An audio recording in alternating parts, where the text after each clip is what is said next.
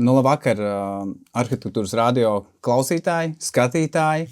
Kārtējā epizode Arhitektūra nauda ir gaisā. 7. epizode jau.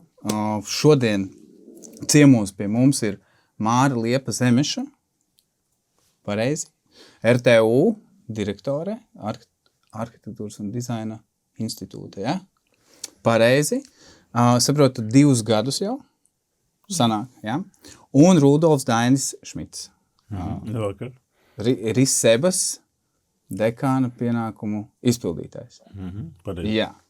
Tā, šodien tēma ir par izglītību, tāpēc ir no 2 universitātēm.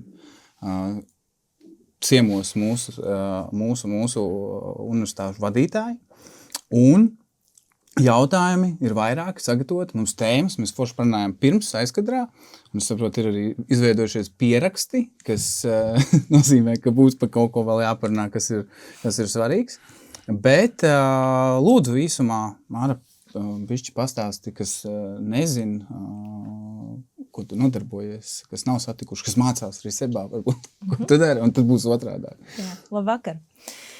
Kā jau minēju, tad jau 2 gadus esmu Rīgas Tehniskās universitātes arhitektūras un dizaina institūta direktore. Institūts ir izveidots, apvienojot bijušo arhitektūras fakultāti un dizaina tehnoloģiju institūtu, lai veidotu tādu vienotu vidi arhitektūras un dizaina studiju un zinātnes attīstībai, sinerģijā strādājot šiem te arhitektūrai dizainam kopā, veicinot dažādas starpdisciplināras pieejas un sadarbojoties ar sabiedrību, aktīvākiem esot starptautiskajā vidē. Mēs te bišķi parādīsim, tāpēc fonā skatītāji redzēs, kur ir viss Rīgas Tehniskā universitāte un arhitektūras dizaina institūts, jā? Te arī var redzēt visu programmu, es saprotu, studijas, vispār. Jā, universitāte, mēs esam daļa no Zinātņu universitātes, Rīgas Tehniskās universitātes. Kā Zinātņu universitāte darbojamies tajās 3 pamatsfērās, tātad studijas, zinātne, inovācijas. Te bija jautājums, kāpēc 3 vietnieki. Tātad, katram no vietniekiem ir tātad šī te noteiktā sfēra. Mans ļoti labs kolēģis, bijušais arhitektūras fakultātes dekāns Uģis Bratuškins ir atbildīgs par studiju jomu.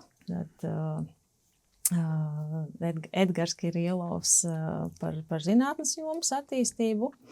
Un ar Matiju Babri mēs kopā strādājam vairāk pie tās sadarbības ar nozari, sabiedrību, vairāk šai inovāciju jomā. Forši. Tā kā, ja kāds grib vairāk kaut ko papētīt, tad var paskatīties šeit. Īsi arī pieminēšu, gatavoties priekš intervijas, parādīšu, ir tas rokturis, tas ir RTU studentu izveidots arī podcasts, kur runā par arhitektūras tēmu. Citu iepriekšējos gados tas bija laikam populārākais podcasts Spotify. Jā, tāds gadījums ir, kad jaunieši bija iztaisījuši. Un pie tā, kad daudz kas no vecajām lietām, kas zinat, aizvarās, tad tiecīgi forši kāds kaut ko dara. Bet labi, Daini varbūt pastāstīs par sevi. Riseba. Jā, vakar, paldies. Es kā dekāna pienākumu izpildītājs darbojos no 20. gada. Sanāk tagad 6. gads man. Pirms tam es kā lektors arhitektūras fakultātē darbojos, un arī vēl pirms tam vairāks, pie 30 gadiem, kā arhitekts vadīja biroju un strādāja pie visādiem projektiem.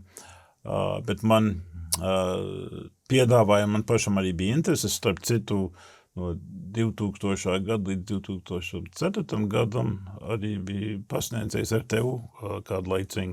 Tad es pīsi. Man ir tāda pieredze, un tā pieredze man arī tieši piesaistīja interesi, lai, gribēju ieguldīt tieši jaunā paudzē un mainīja mazliet savu profesijas virzienu ar fokusu uz izglītību. Tā bija tā motivācija, jo man likās ar to pieredzi bija svarīgi arī kā personīgi misija, lai ieguldītu to, ko esmu iemācījies, un arī paralēli sanāca tā, kad man šī personīgā interese sakrit arī ar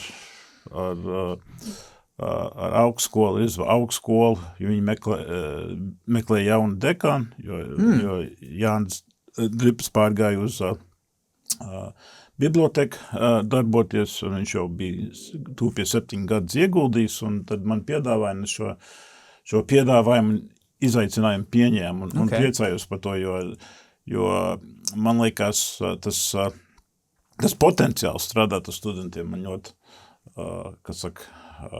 provocēja, un tagad to arī dar pēdējos 6 gadus. Mums ir ļoti laba komanda, mūsu komanda nav tik liela, bet viņi ir ļoti nodot mērķiem. Mums ir 2 programmu direktori, es esmu maģistra programmu direktors, un Anna Olha ir bakalaura programmu direktori ar pagājušo septembri, un tad mums ir Anna Dzena, mūsu fakultātes 13 cilvēku. Asistenti, un tad mums ir vairāk speciālisti un darbīgi sadalīti. Es arī teiktu, ka viens no mums atslēga cilvēkiem arī ir Efa Dujana, kas atbild par zinātni, un kas darbojas un mums tagad arī 4. gadu. Jā.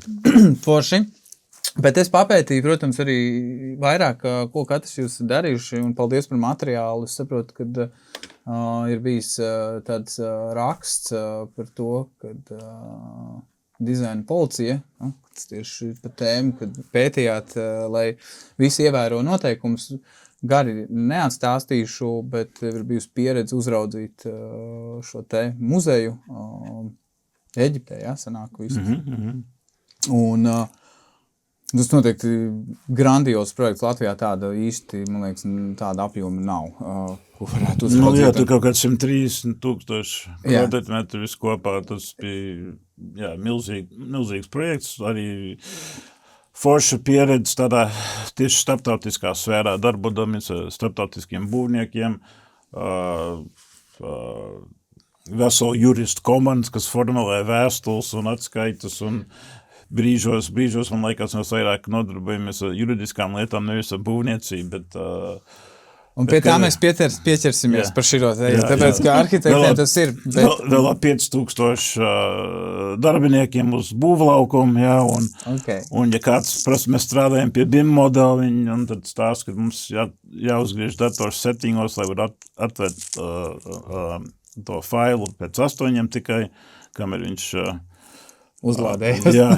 Jo tanī laikā viņš bija, mums teica, ka viņš bija lielākais modelis, kas vispār eksistē, jā? Tanī brīdī, jā. Okay. Bet es saprotu, ka es pastījos arī vēl viena lieta, ka tev certifikāts tieši arhitektūrā ir kopš 96. gada. Jā. Praktiski šogad paliek 30 gadi arī būt certificētam arhitektam. Jā, es pārcēlos uz Latviju 92. gadā, un tad es mērķtiecīgi Es jau tad strādāju pie Nacionālā biblioteka projektu, pie Moda Ģelz, zem Birketa vadības, un tad man sanāca, ka iespēja uzreiz mēģināja maksimāli ātri un makārtot certifikātu, jā. Superīgi.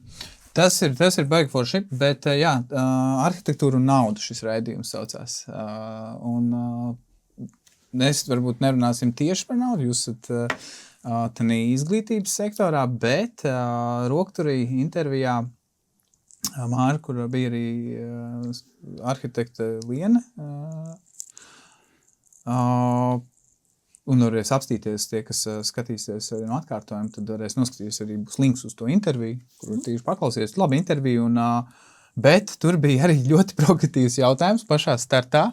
Es viņu ļoti atgādināšu, ka ir pagājuši, tur bija raksts, kas bija publicēts 2004. gadā, un A4D, tāpēc viņu pieminēju, un tad uzdevu to jautājumu praktiski. Un pagājuši bija 20 gadi, kad tika dramatiski pateikts, kādā situācijā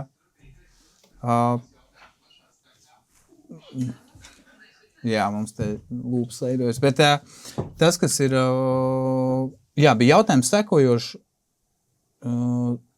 kāpēc ir tāda situācija, kad joprojām izglītība atpaliek no tirgus? Es tādu pārcitēšu vienkāršāk. Kāpēc ir novecojušas tehnoloģijas, kāpēc ir novecojis viss, un tad bija tā kā tas jūsu skatījums. Un es tagad varu tā, bet tiešām ir 20 gadi pagājuši, kas ir mainījies. Es saprotu, ka tagad labi mainās nosaukumi. Tas ir kaut kas cits. Tātad, kas ir paredzēts vai kāds ir mērķis tagad tālāk universitātei? Jo tur intervijā runāja, ka bija aizgājis pirmie 3 mēneši darbā un jau pie ekonomikas ministrijas durvīm prasīt, kur virzās, cik cilvēku vajag, cik vajag apmācīt, cik vajag izglītot. Ir pa 2 gadiem šie mērķi atrasti, noskaidroti? Paldies par atgādinājumu, jo es tiešām neatceros, un es ceru, ka es nenonākšu pretrunā ar to, ko es atbildēju pirms 2 gadiem, jo patiešām šo te 2 gadu laikā es esmu ļoti, ļoti daudz ko iemācījusies, un uz tiem izglītības jautājumiem spēju skatīties pavisam varbūt citādāk nekā tajā brīdī, kad es iestartēju šajā te direktora amatā. Jā, jautājums ir par to, kas ir mainījies 20 gadu laikā. Tagad divu. Pirmais bija par 20 gadiem. Un šeit es varu atbildēt, ka ļoti, ļoti daudz, kas ir mainījies. Mums ir BIMS tagad ar likumu noteikts 3. grupām. Bet jautājums bija laikam par izglītību vairāk? Jā. Jo tāpēc, ka es pati studēju tieši Rīgas Tehniskajā universitātē, toreiz arhitektūras fakultātē pirms 20 gadiem. Okay. Tā kā es varu salīdzināt, jā.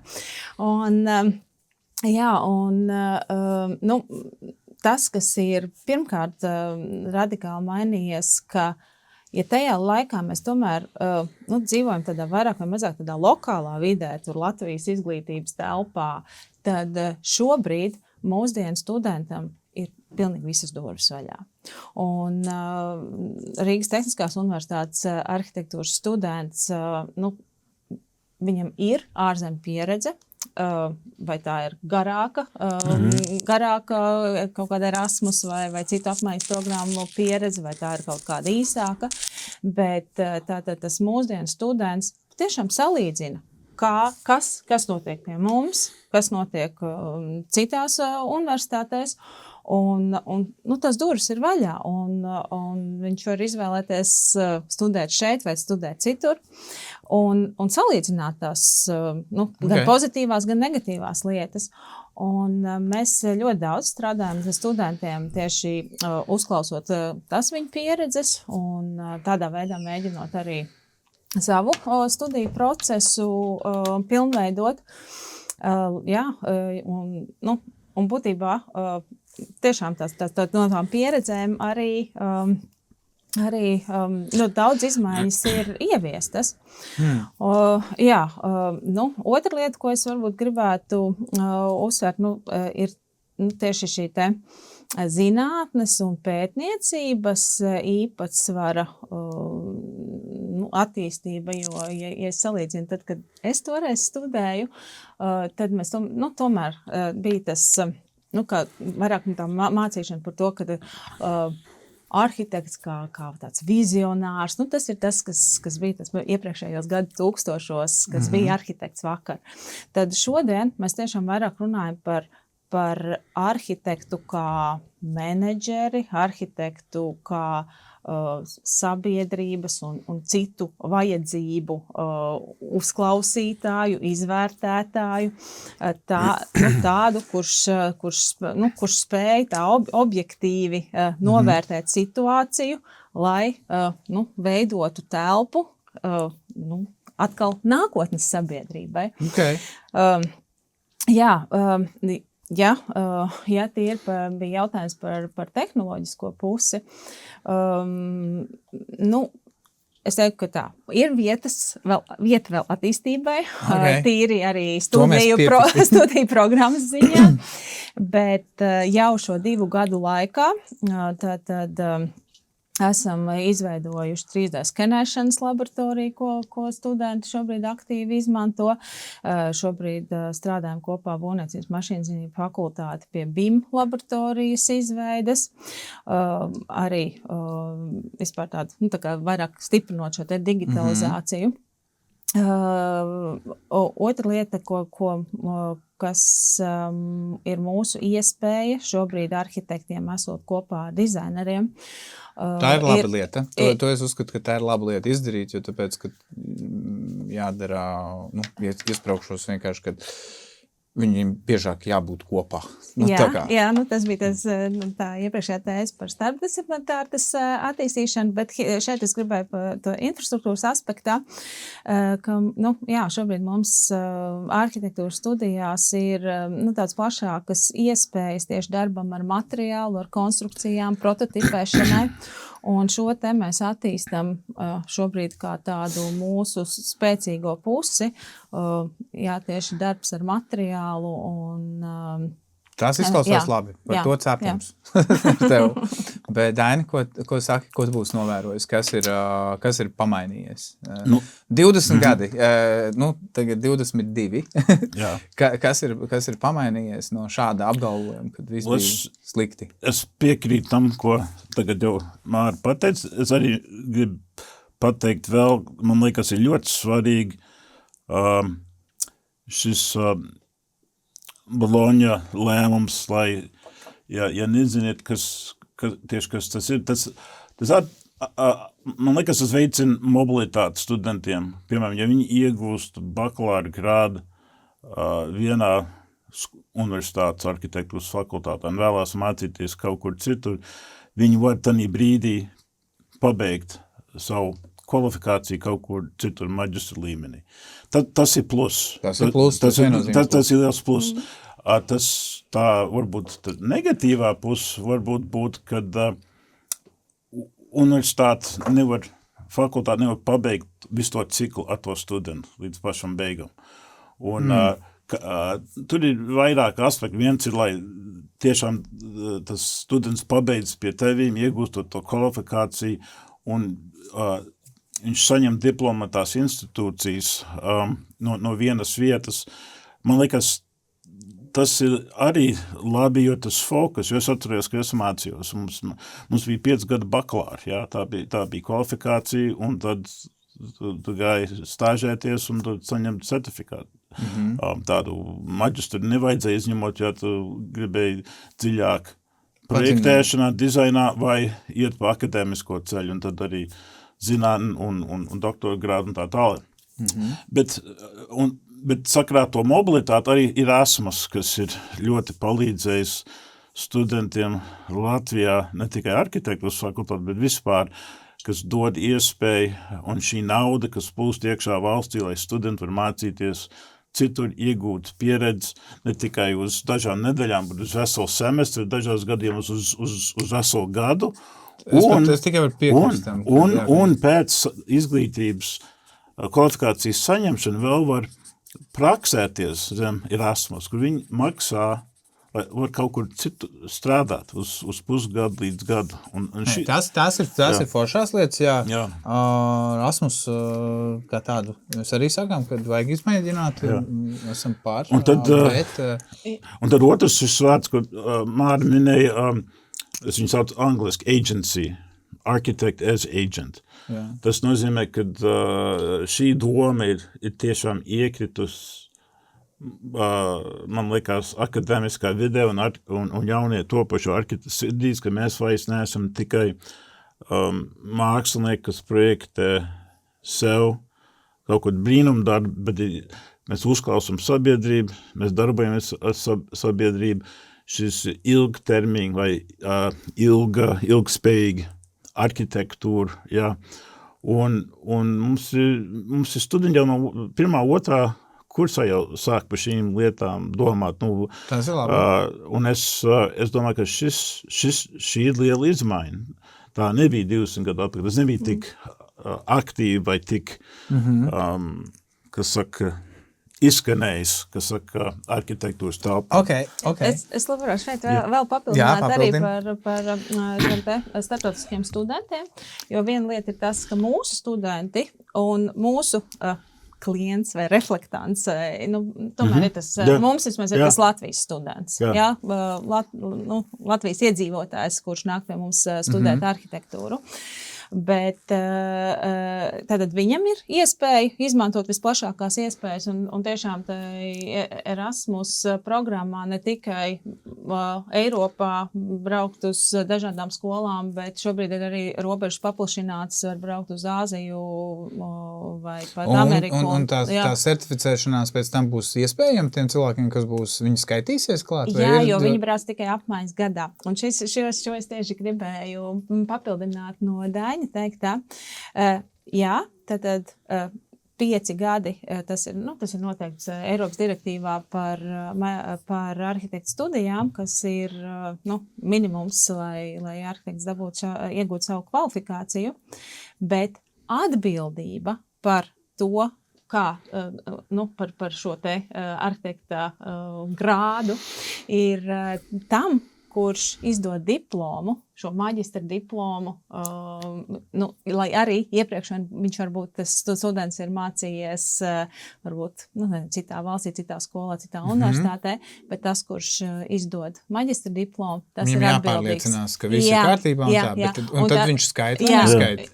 Ko skaita? Tos punktus, kaut kredītpunktus, kas ir citur iegūti. Tad, protams, ka skaita, jo tad tas ir tajā, kā mums tas praktiski notiek. Ja tad ir students, kas varbūt ir mācījies arī Jelgavā, starp citu, un tad ierodas pie mums studijās arhitektūrā, tad katrs viens studija, kurš tiek izvērtēts, vai viņš atbilst arhitektūras studiju programmai vai nē.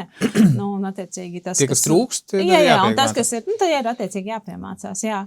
Bet, būtiskais, ko es gribēju tieši teikt par atbildību, skolas atbildību, tā, kas izdod maģistra diplomu.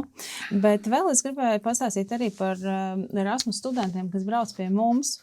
Un Tehniskajā universitātē arhitektūrā par mums ļoti pieprasīt. Mums katru gadu ap 10% no visiem studentiem ir Erasmus studenti no citām skolām.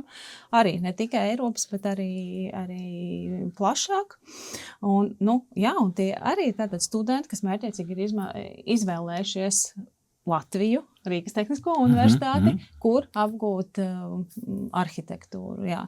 Tas ir priekš viņiem, tas ir kaut kāds noteikts termiņš, bet varbūt jautājums vietā, varbūt kā joks, Riseba ar RTU samainās ar studiju? Jā. Samainamies, jā. Tā kā arī Rasmusā bez mazai vietējā aizbraukt. Samainās vienkārši, jo daži pabeiguši bakalāru vienā un maģistri iegūst otrā. Un es domāju, ka tas ir labi, jo viņam ir 2 pieredzes un mazliet savādāk pieejas abām skolām, bet tas ir labi, es uzskatu. Es jau vairāk vietas apmeklēju, jo labāk. Bet, un te arī vēl es zinu, ka arī citas universitātes Eiropā, lai atkal varbūt nebūtu tā maiņa, viņas izvēlas taisīt 5-gadīgas programmas. Un tā kā tas bakalaurs un maģistrs ir integrēts. Un tad viņi vienkārši ir kopā. Viņi saņem maģistrus. EKA Igaunijā. Viņam ir 5-gadu programma, integrēt maģistrus, tu saņem maģistri grādu. Nē, tieši tāpēc, ka manā ieskatā tā ir priekšrocība, ka tu esi iegūst tomēr to starp posma diplomu, un pēc tam attiecīgi var izvēlēties vai turpināt vai izvēlēties citu skolu. Bet, ir vieglāk pāriet uz citu institūciju, ja ir šis bakalāra grāds. Tas ir oficiāli dokuments, kas tiek atzīts Eiropā, kad es gribu turpināt maģistra studijas citur, un otrs ir, piemēram, mums būtu Latvijā tā nav, bet ir dažām universitātām, kur maģistra programma ir 5 virzieni. Okay. Tur arhitektūra un pilsētu bet tas ir baigi detalizēti. Arhitektūra un fasādes. Un viņam tad ir iespēja to izdarīt. Tā, es tad uzdošu par šo te, bakalaurs pabeidz, tad skola vai darbs?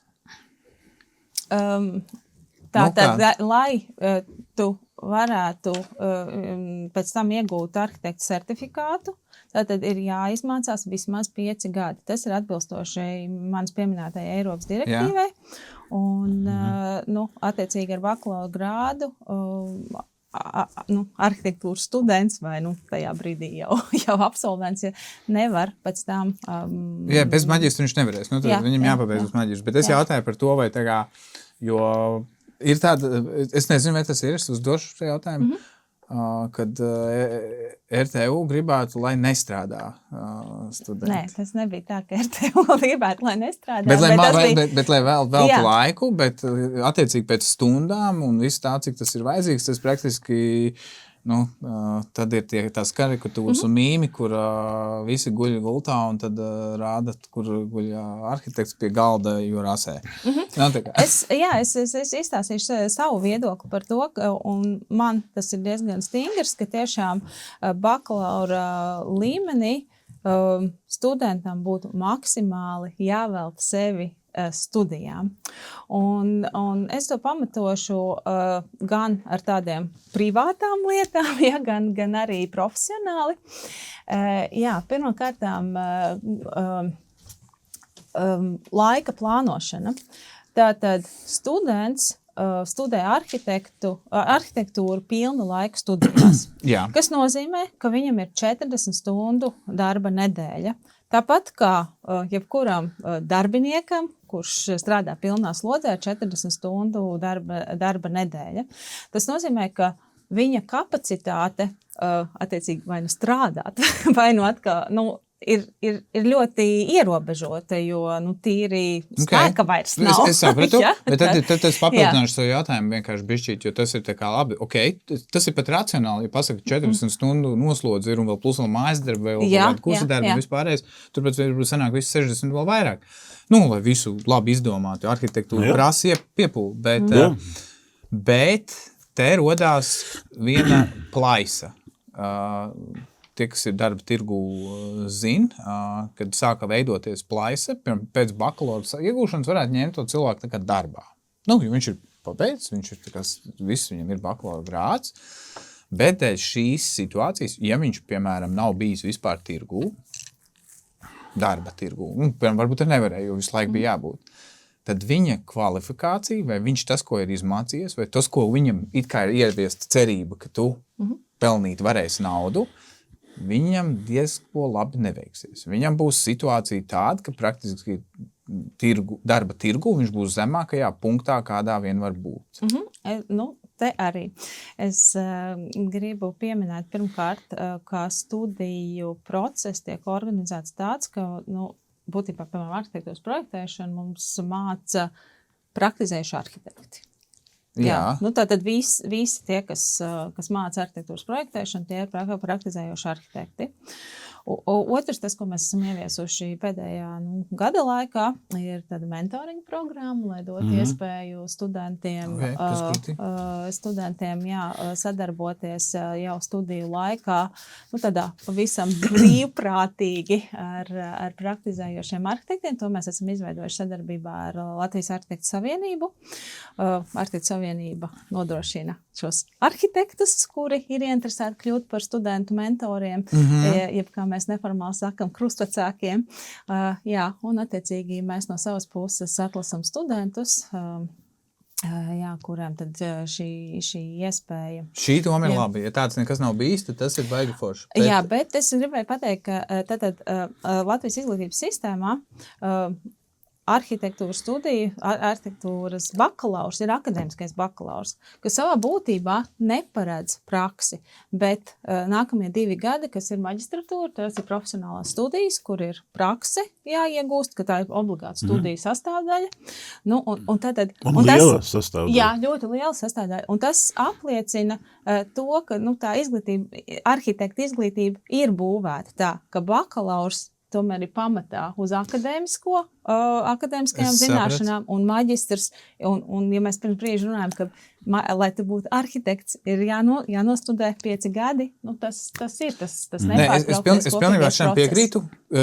Ir vajadzīgs gan mācīties, gan praktizēties, ir vajadzīgs apmeklēt mentori, tad tas ir baigi labi. Bet kur rodās tā visa problēma? Kad viņi pa to laiku ir ļoti, ļoti tālu ar to domu, ka tagad viņi ir arhitekti, tad viņi ies uz biroju un tad darīs un tā, bet viņiem trūkst tā nedaudz realitātes. Pašam ir nācies nesasniedzot pārbaudas laiku, atbrīvot cilvēku, jo viņa realitāte ir tik tālu, ka to nevar pat savilkt kopā gribēdams. Vienkārši, tur nav iespējams. Viņam ir vairākas reizes jāaiziet uz vairākiem birojiem apsisties bez mazai, un tad viņš tā kā aplauz tiem spārniem, tad viņš sāk saprast, kas ir īstenībā notiek. Kaut gan mēs ņemam kvalifikācijas praktikantus, kuriem kvalifikācijas praksi, un mēs viņiem varam pastāstīt, kas laicīgi ir vajadzīgs un ko gatavoties. Un viena no tām lietām ir, ko es sapratu, un es varu to nodefinēt. Un mēs to parādīsim arī uz ekrāna. Mēs esam taisījuši, jo ir paradoks. Ja mēs te zīmējam visi, tad es uzzīmēšu vienu lietu, ja? Tad ja 5 gadi ir mācības, ja? Tad tam visam vajadzīgi ir arī nauda. Tas ir neizbēgami. Tātad strādāt cilvēks, tad ir jāņem kredīts. Ja? Tad ir kredīts. Tad labi, var ņemt kredītu, vai arī bagāti vecāki un māci. Ja? Tātad, kas it kā nav slikti, bet tad jautājums, vai jaunietis zina, kas ir šī nozare. Jo tas, kas viņam pietrūkst, ir finanšu zināšanas. To pierāda gan tas, kas tirgū tagad notiekās, šausmīgi dempinga cenas, arhitekti ar mazām algām, un paši arhitekti saka, ka viss ir slikti.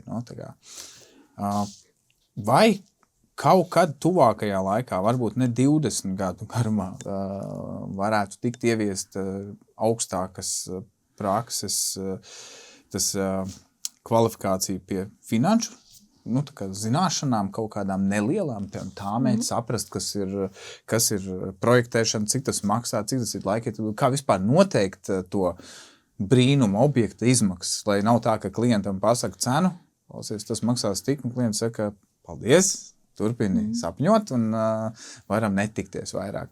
Man liekas, ka šis ir viena lieta, kas nesiet kopā, un es neesmu redzējis tādu lietu, kur tas ir. Varbūt šo var nokomentēt.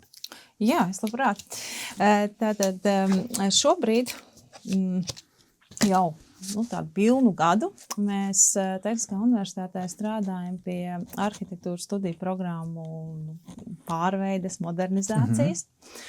Un kā reiz šīs zināšanas par projektu vadību, par tādu finanšu pratību mēs esam nodefinējuši kā ļoti būtiskas, kas arhitektam, šodienas arhitektam, kas ir vairāk tāds menedžeris, ja, kā tāds projektu vadītājs, ir nepieciešams pilnveidot. Tātad šobrīd arī mūsu mājā, Ķipseles ielā 6, kas agrāk bija tāda arhitektu un dizaineru māja, ir jaunie mītnieki, Rīgas biznesa skola. Un arī šeit mēs redzam tādas sinerģijas un sadarbības tieši, lai stiprinātu biznesa zinības arī arhitektu vidū. Vēl viena lieta, ko jūs minējāt par studijām un tas studiju ilgumu. Šajā studiju programmu pārveides procesā dienas kārtībā mums arī ir jautājums par arhitektūras studiju ilgumu un vispār par studiju ilgumu. Jo, kas mums dzīvē ir visdārgākais? Laiks. Laiks ir ierobežots, tāpēc... Un mēs šobrīd apsverām domu, ka bakalaura studijas saīsināt par pusgadu. Tātad 5 gadus kopā, nevis 5,5, kā tas ir šobrīd. Esam jau sagatavojuši arī priekšlikumu, kā tas varētu izskatīties. Tā kā arī ieintegrēties tieši tā Boloņas sistēmā, kas ir 3+2, un attiecīgi samazinot studiju ilgumu par pusgadu. Okay. Tas ir baigi labi. Tad to pusgadu varētu veltīt mācīt par finansēm un kalkulēšanu. Es gribēju vēl tieši par šito. Šis ir ļoti svarīgs aspekts, un es arī, kad pieslēdzos, pirms 5 gadiem, Jānis lūdzais izstrādāt priekšmetu, tas ir maģistra līmenī, nevis bakalaura līmenī, tieši par projektu vadīšanu un dizaina procesu vadīšanu, prakses vadīšanu, tieši arhitektiem, fokusu arhitektiem, kur tik arī fokus, kā plānot būvu projektu, arī kā viņu nocenot, izējot vai no stundu likuma vai procentu no celtniecības izmaksām, ko nozīmē... Tas notiek tagad tādas mācības? Mums ir tāds, ko es pats viņu pasniedzu. Un tad mums arī ir, mēs runājam par līgumiem, par riskiem, jo redz, bieži vien arhitekti uzvar pirmo konkursu vai priecājās, ka mums ir foršs objekts, kas tagad būs, un tagad viņam jāsaprot, ko tas reāli nozīmē, kad tu paraksti līgumu, pasūtītājs tevi tikko pārdevis risku, ja mēs runājam no biznesa pasaules, un tu tagad saņem naudu, lai mantotu šo risku. Un pretīm tev jādod zīmējumu, par kaut ko, kas vēl nav uzbūvēts. Viņš ir jāuzbūvē, pamatot uz tiem zīmējumiem. Un tas ir milzīgs risks uzņemties. Un studentiem ir jāsaprot, ka tu ieej šī komerciālā biznesa pasaulē, tu strādās ar investoriem un ar būvniekiem, tev pretīm jāsēž ar šīm zināšanām, vismaz saprašanu. Kurā pasaulē tu līd iekšā, jo tie riski ir milzīgi. Reku, tāpēc arī es gribu bišķīt arī, lai kontekstam klātesošie redz tagad un arī skatītāji fonā redz, kad reku šīs tas ir nesen, tas ir pāris mēneši atpakaļ šādi iepirkumi, kur var redzēt, ka finanšu pratība arhitektam nav vispār nekādā līmenī, jo tur ir dempings, tur ir nepamatotas zemes cenas, kā mēs minējām vēl. Bet tātad viņš nav bijis nevienā no tām stundām vai kursiem visdrīzāk. Un ko tas nozīmē? Tas nozīmē to, ka šādām metodēm, varbūt pat tīši negribot kādā gadījumā, jo jauns students atnāk un uztaisīs firmu ar cerīgām acīm, viņš pats tagad būs klients un vispārējo, un varbūt viņš arī ar labām prasmēm un visu stilu un visu prot, un viņam sanāk, bet viņš iztāmē nepareizi. Un nodara lielu skādi gan sev ar to, ka ir nepareizi tirgus cena noteikti, un otra lieta ir nepareizi noteikti cena pret klientu. Un klients arī dabūna, drīzāk nesaņems to pakalpojumu, ko sagaida, un tas izveido. Bet gudrs pasūtītājs jau te tā kā sapratīs, cik apmēram ir tā cena, uz kuru viņam būtu. Realitātē tā nav, diemžēl. Jo tad ir 5. piedāvājums, kur man liekas, ka šis izpildītājs uzņemās ļoti lielu risku. Bet vienlaikus ir arī 6. piedāvājums, kur tā kā, man liekas, tā kā neapzinās īsti, ka tu tiešām strādā ar cita naudu, un tas ir tas, ko arhitekts dara. Arhitekts strādā ar cita naudu. Tas ir būtiski, ko mini, bet šis, un tagad notiekās fonā, kāpēc saku pat mācību iestādi tagad, uz šo visu fonu kāpēc es saku, tas ir vajadzīgs, jo tāpēc, ka šis ir pirmsākums, kur tas students vēl jau vairāk pie šī noteikuma, ka viņu tā kā kurš saka, es nesaku, ka tas ir slikti, bet tad jākompensē viņa tā zināšanas, ka viņš tiešām praktiskās zināšanas saņem ar to, lai viņš būtu gatavs, nevis viņš trenējās, tas būtu tā kā iet uz treniņu, priekš boksa cīņas, bet tur visi tikai leca malku, un viņš nevienreiz nav sparingojies, un tagad viņa pirmajā cīņā izmet ārā boksa ringā un saka, tagad tev jāpacīnās ir. Tā izskatās aptuveni arhitekti, kur atnāk. Es šeit atkal bišķiņu oponēšu, jo ne jau velti tu vari kļūt par certificētu arhitektu tikai pēc profesionālas prakses iegūšanas. Un, ja pareizi atceros, te bija 2 gadi pēc diploma iegūšanas. Jā. Pēc kvalifikācijas iegūšanas. Jā, pēc kvalifikācijas bet iegūšanas. Kurš to dara? Kurš māca to? Es tev jāstrādā pie certificēta arhitekta. Jā, bet tas nozīmē, ka arhitektam ir jāuzņemās tagad tas, nāc man studenti. Jā. Bet tas ir tāpat ārstiem. Bet ārstiem ir tieši tāpat, ja tev ir rezidentūra un tev ir tas... Praktizējās jau no pirmā kursa. Jā, bet tas citādi. Jā, un ārstiem viņam ir 3 pakāpi, bet sakarā ar arhitektiem saskaņā Latvijas likumdošanu iepriekšējo praksi, ko students ir iegūs vai no akadēmiskā laikā vai atceros, tikai sāk skaitīt certificēšanas centrs pēc kvalifikācijas saņemšanas. Tā ir problēma, visdrīzāk.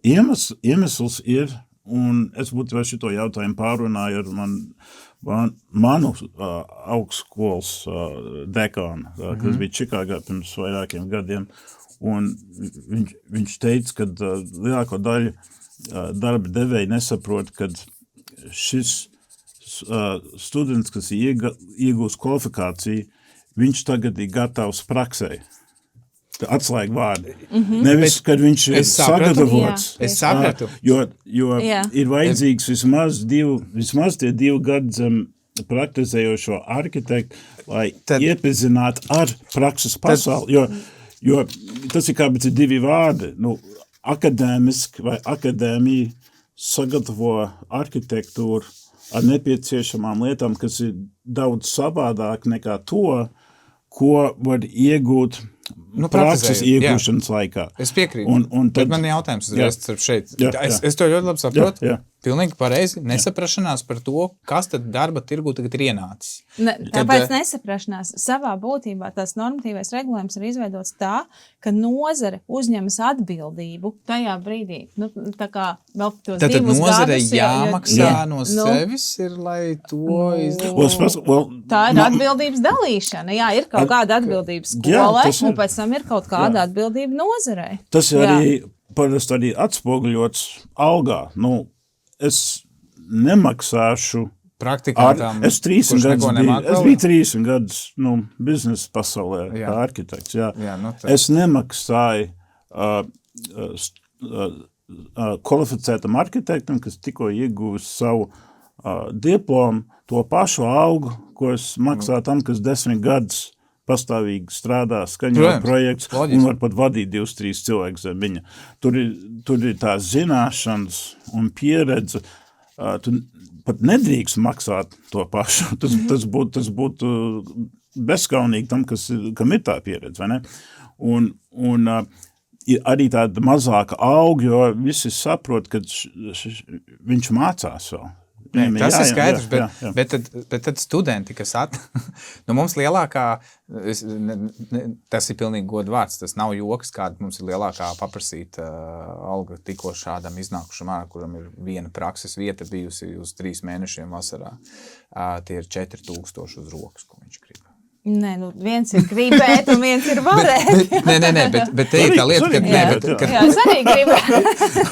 Es vienkārši par to, ka te man liekas, par šo es sapratu, prakses atbildība ir tenī nozarē, un tad attiecīgi ir tas atalgojuma kaut kāda kritērija, cik tu saņem tur kaut kādu tā piramīdu, kur tu tā kā esi, bet tad man liekas, ka ja būtu tā finanšu mācība vai finanšu pratība, tad tam studentam tik pateikts, tā kā klausies, neej ar šādu piedāvājumu, ja tu neesi paspējis vēl kaut ko padarīt. Padari, un tā droši rādi ar savu portfolio.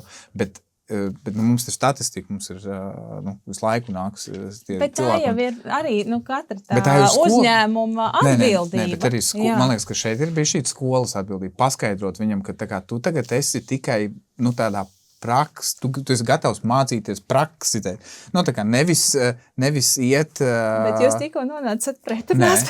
Kāpēc? Tāpēc, ka jūs tā uzdevāt man jautājumu tā nedaudz skeptiski, ka RTU tā kā nerekomendē studentiem studiju laikā strādāt. Jā, tāpēc, kad bet tā man ir personīgā pārliecība. Tā ir slodze.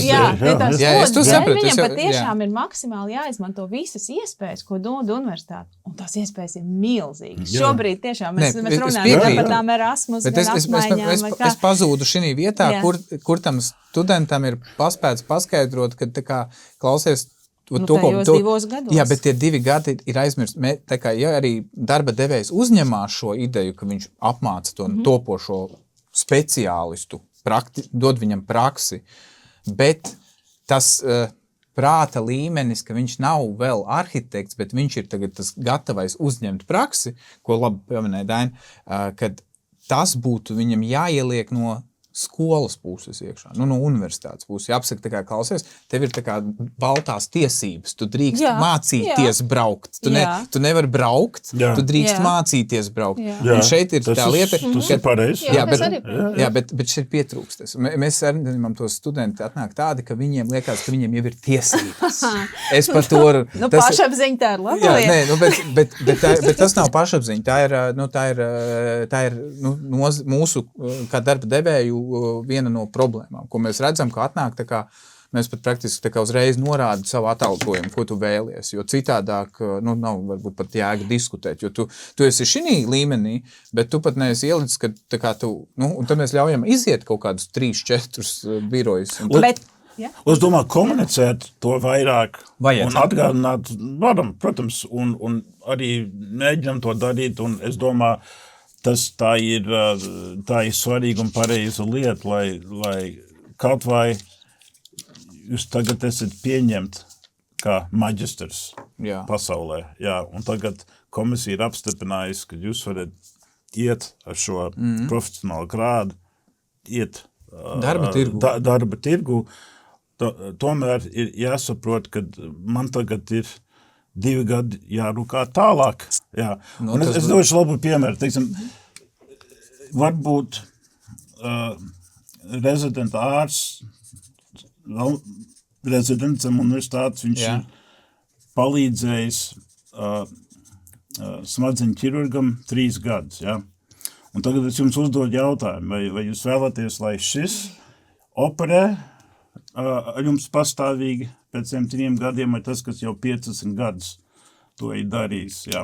Un mēs visi skaidri pateiksim, mēs labāk, drošāk, kaut vai viņš ir labs, un viņš ir apstiprināts, viņam ir tie 3 gadi rezidenta ārsts, jā, stāvējis blakus smadzeņu ķirurgam, bet tas, kam ir 15 gadi, es jūtīšos daudz ērtāk, ja man dēlu operē viņš. Protams. Un tas pats ir arhitektūra.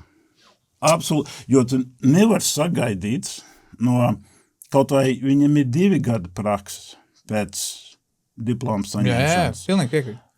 Un arī jautājums, kāda prakse? Ja vai viņš ir strādājis pie Circle K un projektējis piepildu stacijas tos 2 gadus, vai viņš ir strādājis lielā birojā, kas tikai projektē slimnīcas. Ja? Jā, arī pilnīgi vairāk. Tad tā prakse tanīs 2 gados būs milzīgi atšķirīga.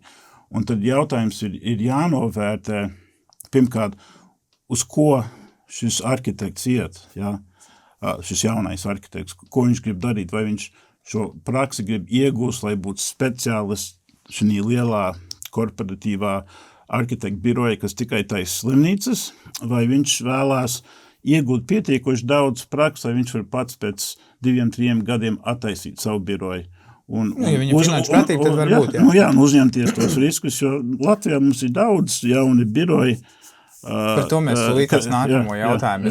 Bet šeit es vēl gribēju nedaudz papildināt, piekrītot Daina teiktajam. Tad man atkal rodās jautājums par to, par nozars atbildību vai par to biroju. kāpēc ir jāpieņem tas tikko pabeigušais students vai vispār students? Mums pietrūkst arhitektu? Pieredzējuši arhitektu? Pietrūkst pieredzējušu tehniski un, kā to pateikt, arī spēja uzņemties tos riskus un to arhitekti. Tā ir tā viena no lietām, kas pietrūkst ritīgi. Tad būtībā sanāk tā, ka Latvijas darba tirgu tad mums šobrīd tā kā pietrūkst arhitekti sanāk. Pieredzējuši. Es par to saku. Es precizēšu, man ir pārunas ar mūsu partneriem, kur tā kā partneri nepiekrītam, kad es saku, ka ir pa daudz arhitektu. Ne, Latvijā ir pa daudz arhitektu. Bet te jāizdala, jā. Te ir ļoti, ļoti svarīgi izdalīt to. Bet kāpēc vispār ir jāņem students darbā? Tad ir jautājums, jā?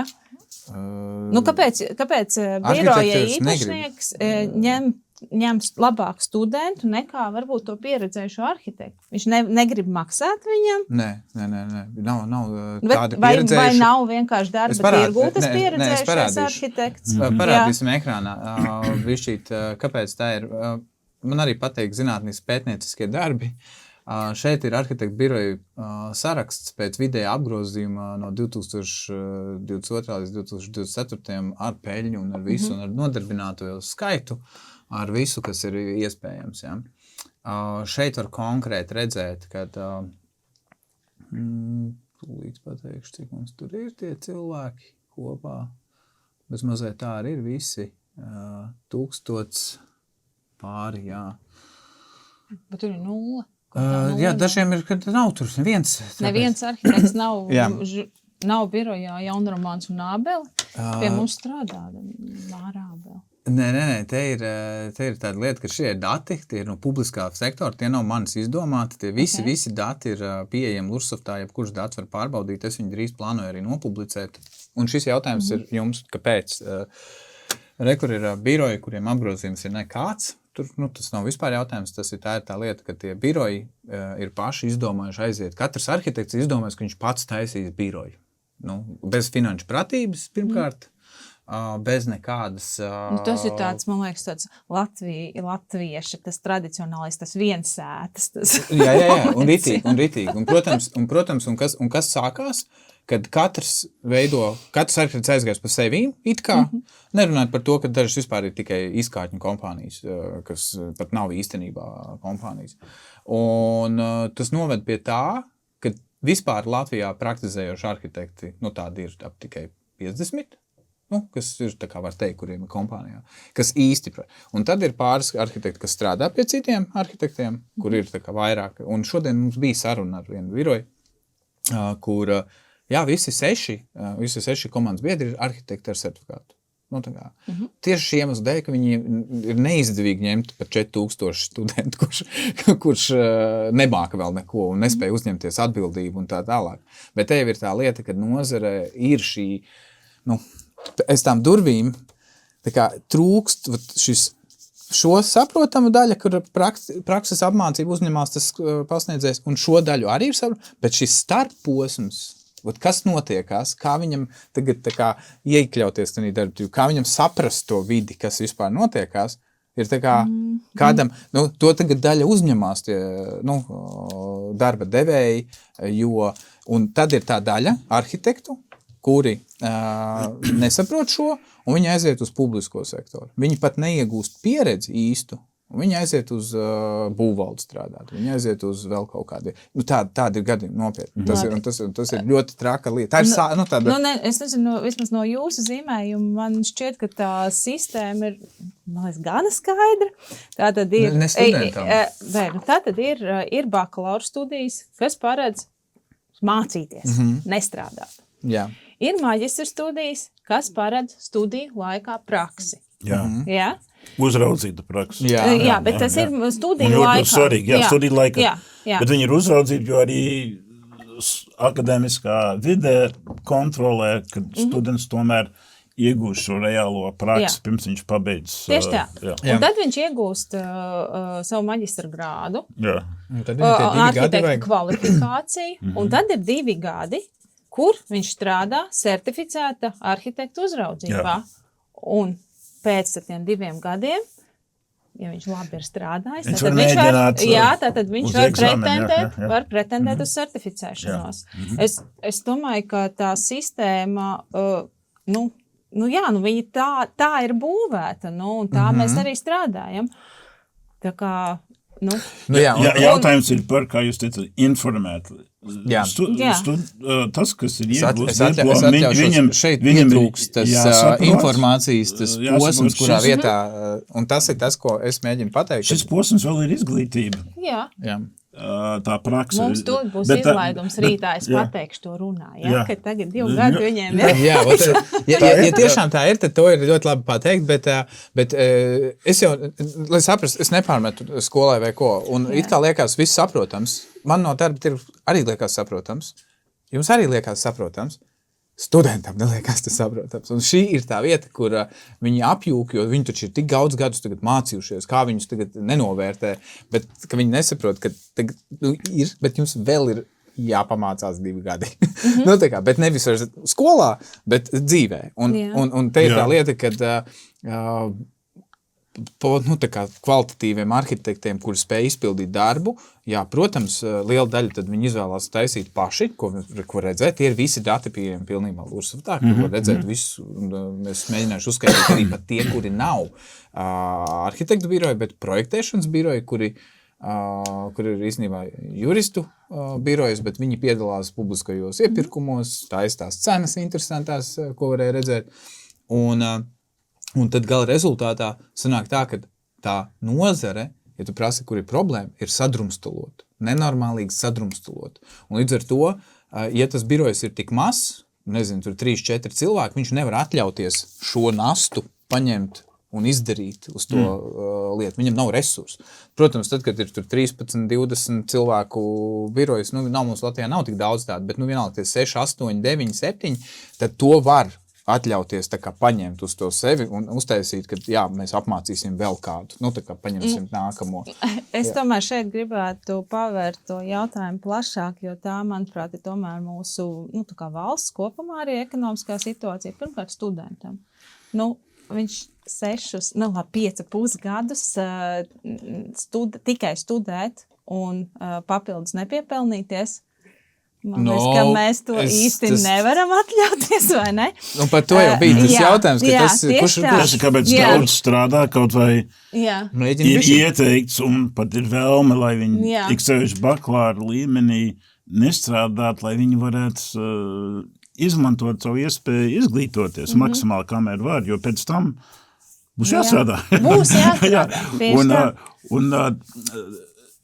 bet sakrā šo finansiālo lietu, mums visi no otrā kursa kaut kur strādā, lai piepelnītu kaut ko. Un maģistra studenti, vispār mums programma ir izveidota tā, lai netraucētu starp 9 un 6 strādāt, jo mums maģistra programma ir 4 vakarā, 5 vakarā un 6. Viņiem no 9 līdz 6 mums nav lekcijas. Pirmdienas līdz piekdienai. Tas ir pareizi sakārtots, jo es zinu, kur ir lekcijas sataisīts tā, ka nevar saprast vispār neko saplānu. Ir grūti viņam tos sakombinēt ar darbu. Un pēc akadēmiskām prasībām apmēram ir vajadzīgs 720 stundas šī 2 gadu laikā, 750 praksē, plus mīnus, tā astronomiskās stundas, vai kaut kas tāds, man liekas, bija. Tieši stundas, tieši birojā. Bet to pārējo laiku mēs nevaram reglamentēt, ka viņi to pārējo nedēļu pa dienu arī nestrādā. Un daudz to dara, lai viņu samaksātu rēķins, lai viņu samaksātu par savu izglītību. Tas ir tas skaidrs. Un otra lieta ir paši biroji. Ja mēs te tikko runājām par to, ka ir tas nepietiekami kvalificētais cilvēks, bet tad ir jautājums, kāpēc tas birojs tomēr neizvēlas darbā pieņemt to certificēto arhitektu, to pieredzējušo izvēlētos, arhitektu. Bet es tikko rādīju, kur ir problēma.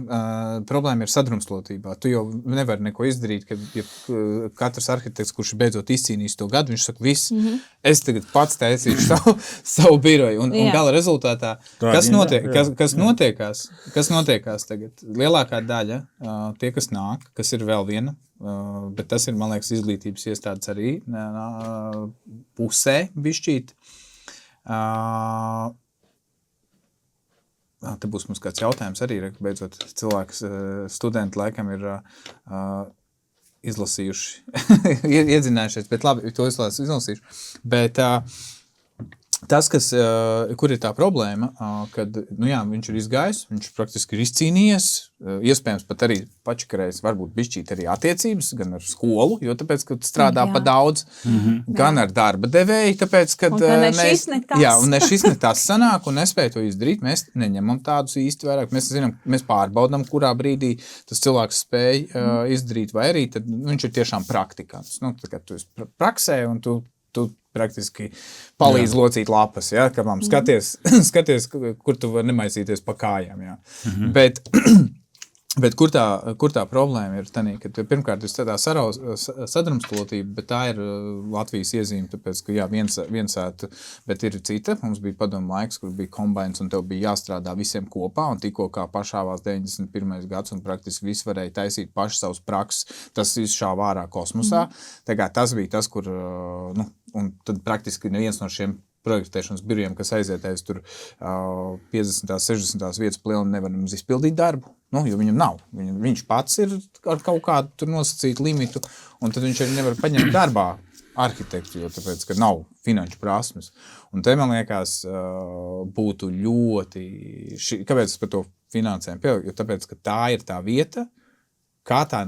Jo nozarē nebūs nauda, tad nozare nevarēs attīstīties. Un tas nozīmē, ka kamēr būs tās, kamēr jūs izdarat savu darbu līdz galam, tā kā izdodat visu, it kā jānoņem, mums jāpaņem rokās būtu tas students, un tagad viņš darītu, bet šeit dēļ tā, kad viņam trūkst šīs zināšanas, viņš pasaka, nē, es iešu labāk pats tad darīt kaut kādu lietu, ja, tā kā, un tad es skatīšos, kas man sanāks, noved pie tā, ka beigās ir šāds tēpus. Un es aplī vēl gribu iepilināt lietu par, ja nozarē nav nauda, un ja tas attiecīgi neiet viss oficiāli, ja, tad attiecīgi ir mazāk naudas izglītībai.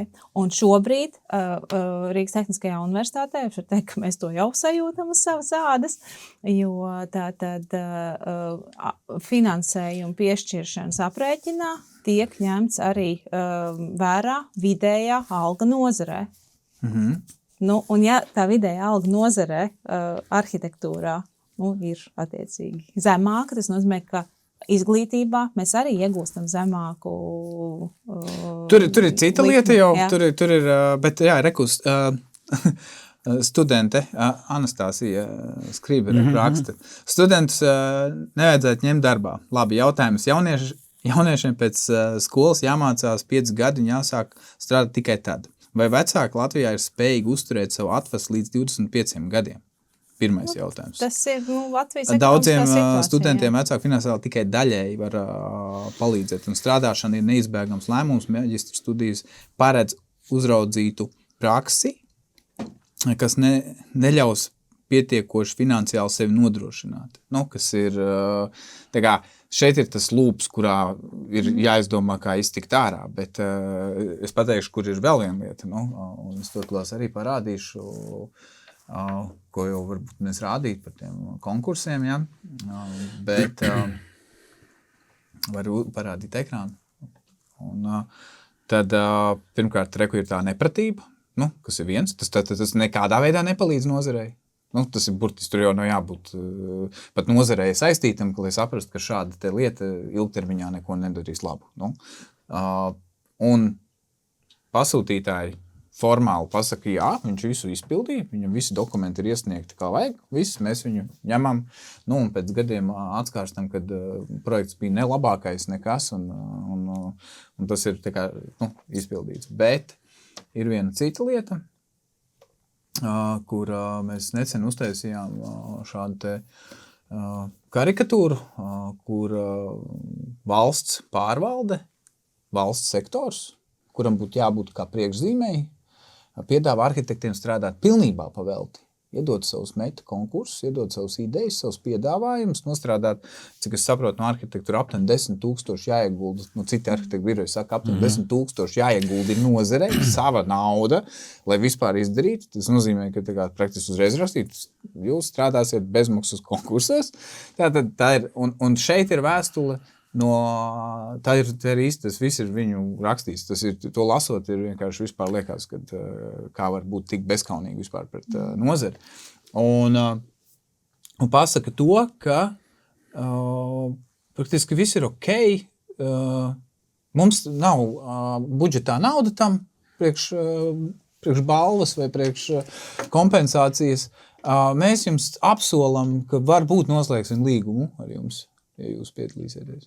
Ko jūs varat pateikt par širādi? Cik tas ir motivējoši tagad jaunajam arhitektam pateikt, šito es gribu, es ir speciāli 5, es varbūt varu 9 pamācīties tikai dēļ širā. Man liekas, ka te ir lieta, kur tā finanšu tas zināšanas ļautu šo arhitektam pateikt, ka klausieties širais tas nav nepieklājīgi neko šādu lietu. Un es domāju, ja tuvākajā, piemēram, tagad ir 26. gads, ja tagad, cik tas bloks ir 4 gadi kaut kādi, kas tur ko mācās, tad, piemēram, būtu forši tādu eksperimentu vadošajām universitātēm uztaisīt, kad varbūt mums vajadzētu vairāk pastāstīt un paskatīties 30. gadā, vai sanāk tā, kad arhitekti vairs nesaka, pirmkārt neprasa muļķības 4,000, kur tas nav adekvāti, bet arī pašā laikā tur, kur ir jābūt, kad tu sāc jau praktizēties un tu ej pie klientiem, vai tu saņem šādu te uzaicinājumu iepirkumu, tu pasaki, nē, es tādā nepiedalīšos. Tas ir, ko jūs sakat par šo? Es varu sākt, šī bijis problēma jau ilgi sakarā konkursiem, un nesen savienībā bija doma biedru vakars, kur tieši par šito arī katru reizi runāja par šo problēmu, un visādi ieteikumi tika savākti.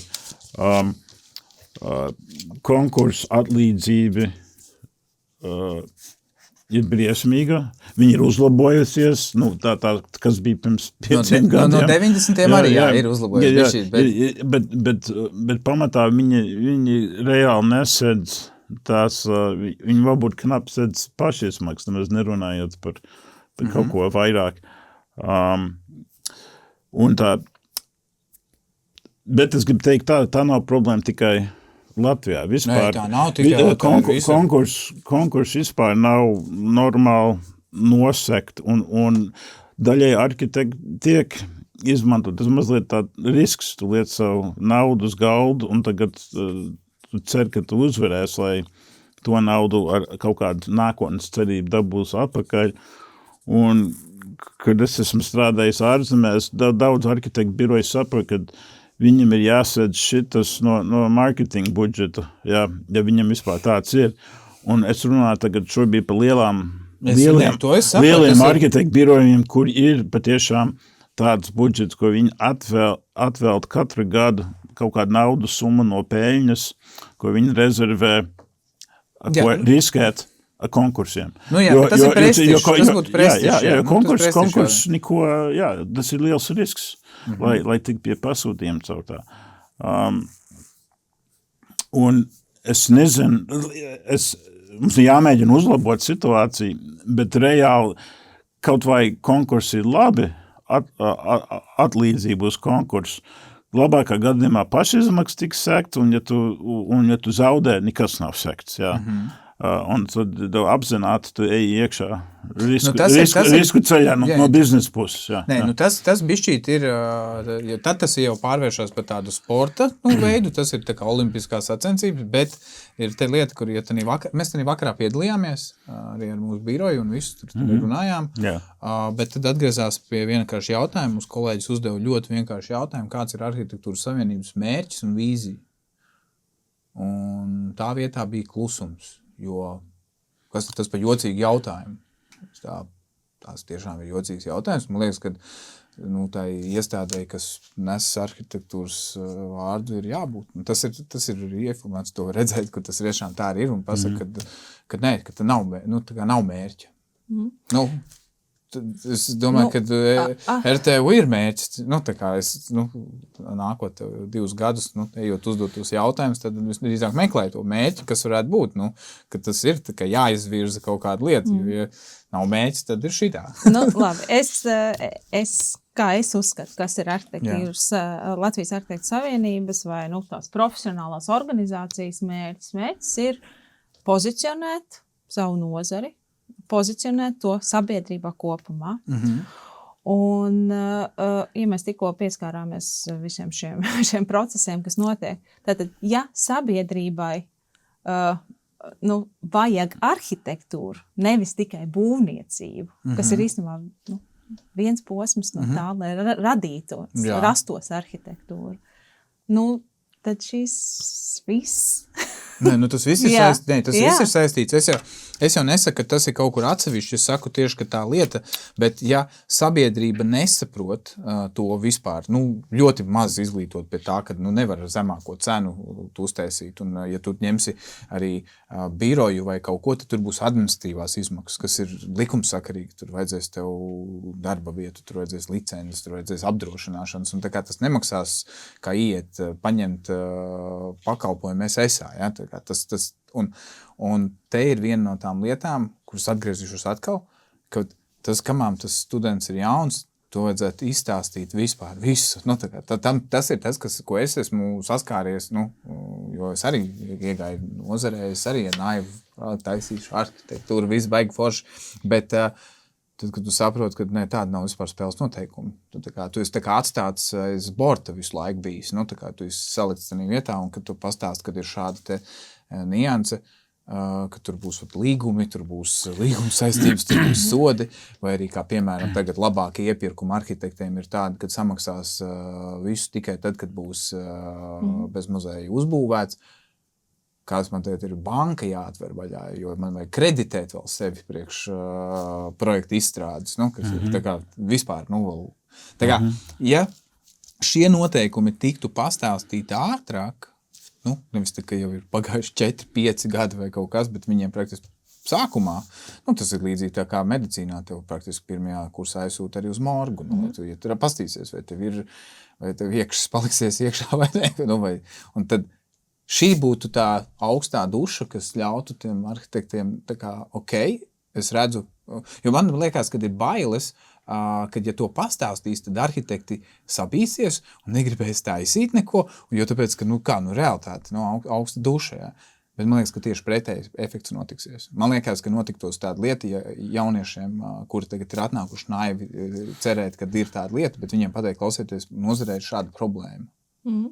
Mēs jau ar Daini pirms ētera arī runājām tīri par to, ka mums jārāda ir savu priekšzīmi, mums jārāda ir par striktiem termiņiem, par termiņu ievērošanu, ka tev arī to savu studiju darbu, tev ir jāiesniedz termiņā, jo dzīvē, ir konkurss. Tur ir tikai termiņš. Tur ir pašā konkursā. Iesniegts 12.01. Tavs mēnesis darbs ar 4 darbiniekiem ir izmetam cērā. Tā ir. Un, ja tu neiesniegs laikā darbu, tev atnāks līgumsots, kur tu esi nepareizi izdarījis. Tā būtu lieta nevis tikai tā jāapstāst, ka tā ir, bet tā kā mazliet līgumiskas attiecības pie katra projekta vajadzētu noslēgt skolai ar studentu, kad reku tagad mācies fonā. Un tas varbūt paņemtu pāris stundas vairāk no tā akadēmiskā procesa, bet tad katru projektu praktiski skola noslēgtu tādu nelielu līgumu, kur, ja tu kavē, tu tā kā vienalga, cik tu labi uztaisīsi, ja tu kavēsi, tev būs tikai 9. Ja tu uztaisīsi tur uz 10, tu tev būs tikai 7, jo tāpēc, ka tu tur kavē, un tas ir tavs līgumsots. Un ja šādā te veidā, gandrīz tā kā spēlējoties kā bērnībā veikalos, ja, tad tas būtu tas pats, kad tie studenti ātrāk apzinātos ar šo nepieciešamību, kāpēc ir vajadzīgs grafiks, nevis vienreiz priekšmetā izstāstīt, bet ar katru objektu, kas jādara, rekur ir līgums, iepazīstieties, rekur ir termiņi, rekur ir grafiks, sastādiet, izrēķiniet, cik stundas jūs to darīsiet, izrēķiniet, cik stundas jums ir vajadzīgs, lai to vispār izpildītu. Tagad iesniedziet, Tātad, jūs pat varat iet pastrādāt. Reku, jūs parādāt 40 stundās izdarīsiet, 2 mēnešos 40 stundās, visu forši. Jūs, reku, vēl varat 40 stundas var iet mierīgi strādāt. Un tā ir arī mana pārliecība, šoreiz jau kā pedagogam, ka tiešām uzdevumiem ir jābūt skaidriem, striktiem. Savu pedagoģisko tādu apmācību, jāsaka, vai attīstību es tieši ieguvu Amerikā, kur noteikumiem ir ļoti liela nozīme, skaidriem noteikumiem. Un es uzskatu, ka tas studiju procesā ir ieviešams, attīstāms, vajadzīgs. Cik, piemēram, šāda lieta būtu grūti ieviest, piemēram, nākamajiem, labi, tagad kāds pabeigsies nevarēs, bet, piemēram, nākamajiem tur semestriem pateikt, ka mūsu projektā būs šāda te lieta, nāks klāt pie katra projekta, jāiepazīstās, kur ir līgums, kur ir tas, kādi ir noteikumi, tas.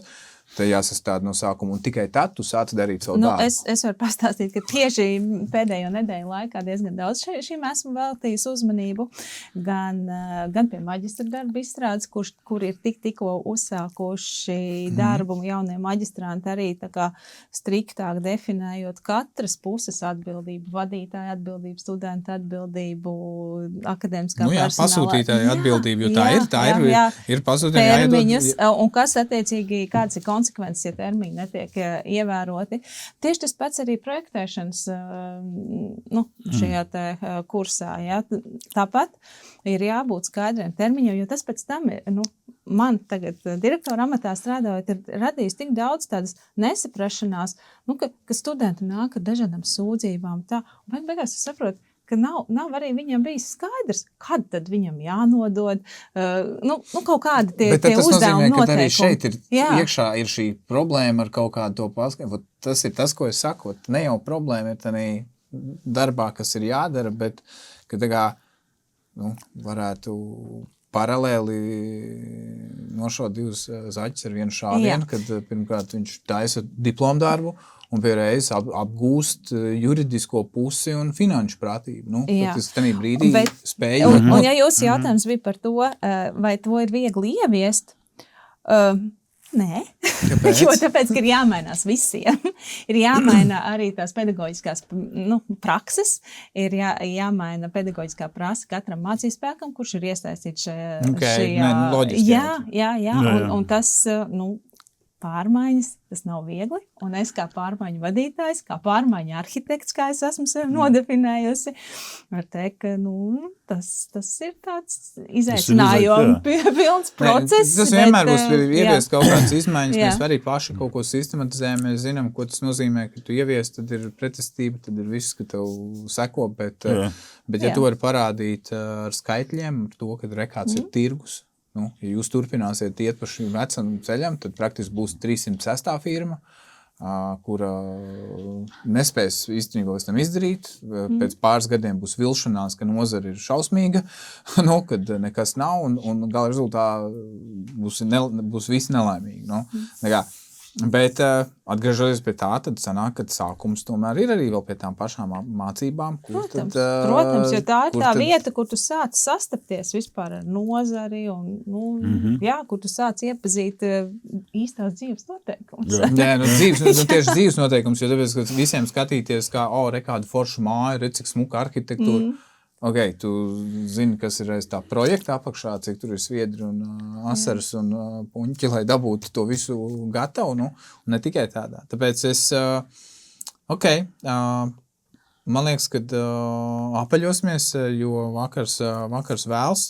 Paldies tie, kas skatījās šī gadījumā dzīvajā. Tie, kas neredzēja mūsu dzīvajā, varēs pēc tam apskatīties. Būs informācija par jums, pasakot līdzi, ko jūs darat, kāda ir tā publiskā aktivitāte jūsu, jo tāpēc, ka es saprotu, kad ir, un forši, kad atnācāt, un no dažādām skolām, it kā konkurējoši, bet tieši vienādi apmainījāties. Konkurence ir veselīga. Jā, tāpēc mēs arī tā gribējām. Mēs gribējām izmēģināt jaunu eksperimentu, kā ir, kad vairāk viesi, jo mēs plānojam, ka varētu arī tādu debatu uztaisīt, diskusiju par nozari, kad vairāk arhitekti, varbūt būvnieki, attīstītāji, salaist visus vienā telpā, lai nav tā, kad... Man jau liekas, ka mums ar Dainu šobrīd bija ļoti vienprātīgas domas attiecībā pret... Jā.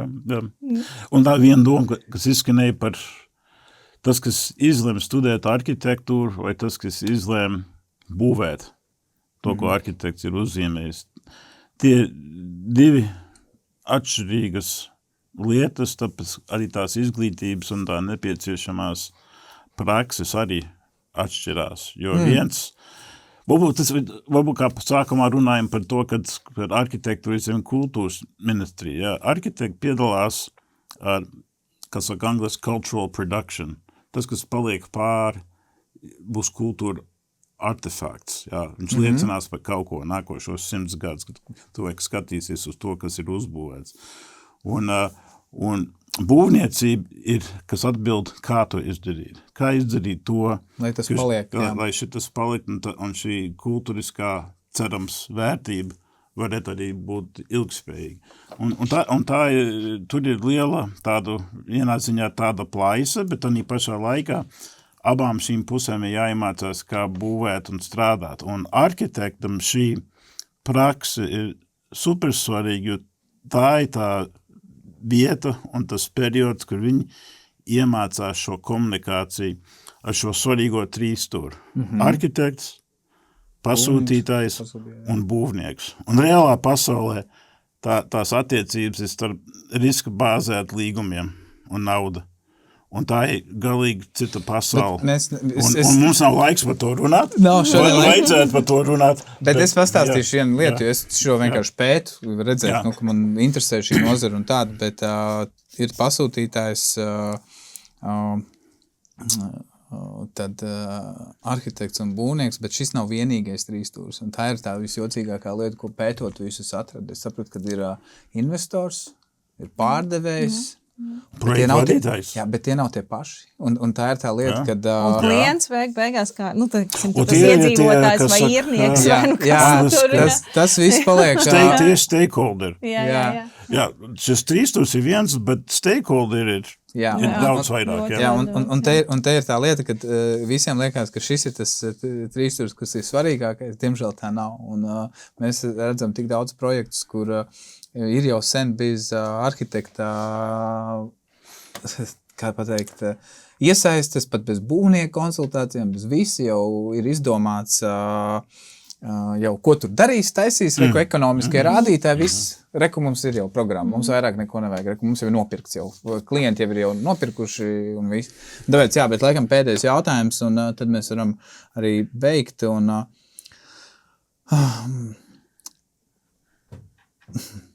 Jūsuprāt, kā universitāte var samazināt attālumu starp studijās iegūtām zināšanām un darba vidē nepieciešamajām zināšanām un prasmēm? Jo šobrīd ir liela atstarpe starp šīm pasaulēm. Tas ir tas, ko mēs jau runājam. Man liekas, ka visa stunda mēs par to. Tas, ko mēs runājam, tas ir tas, kad ieviest arī praktiskas lietas, kā piemēram kaut kā tas pats līguma, to finanšu pratību nav jāsāk, jo jums ir uzņēmējdarbības apgūšana mācīts. Jūs varat pētīt, kā izskatās līgums, kā izskatās grafiks, kā izskatās tāmas, katram projektam tādu iedot.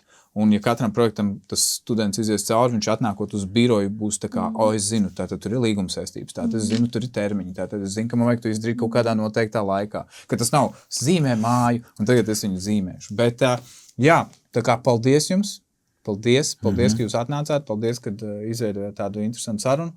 Es vēl vienu lietu pareklamēšu skatītājiem, kas skatās rītā. Ir Lanīdas pasākums. Lanīda, zinat, nekustamo īpašumu attīstīt darījumu alianse, tad viņi